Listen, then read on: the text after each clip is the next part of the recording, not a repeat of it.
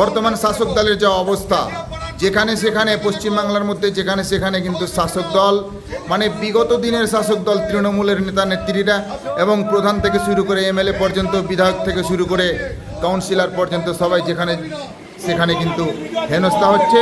তো যেন আগামীতে 2026 থেকে শুরু করে 2031-এর মধ্যে যেন এরকম হেনস্থা বর্তমান শাসক দল যেন না হয়। বিস্তারিত ভিডিওটা আপনারা দেখুন।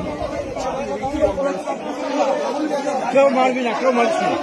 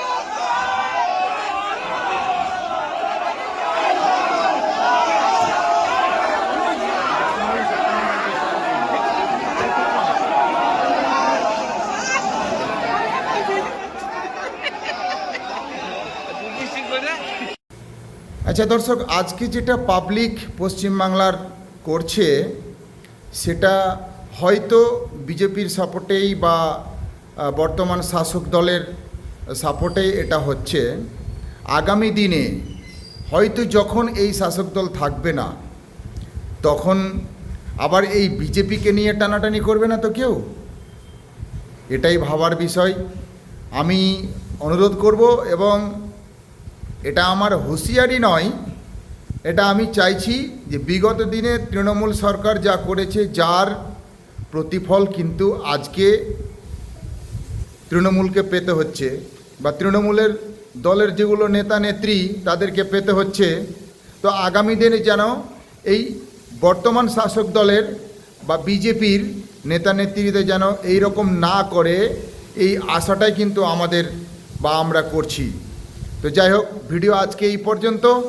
অনুরোধ করব আমাদের টোটাল সিস্টেমকে এবং পশ্চিমবাংলার শাসক দলকে এবং পশ্চিমবাংলার শাসন ব্যবস্থাকে বিগত 15 বছর ধরে যা করে আসলো তৃণমূল, আগামী 2026 থেকে শুরু করে 2031 পর্যন্ত যেন এই রকম, মানে তৃণমূলের মতো এই চোর, এই ডিম ছুঁড়ে মারা, এই কোমরে দড়ি বেঁধে রাস্তাতে ঘোরা যেন আমাদেরকে দেখতে না হয়, আমাদেরকে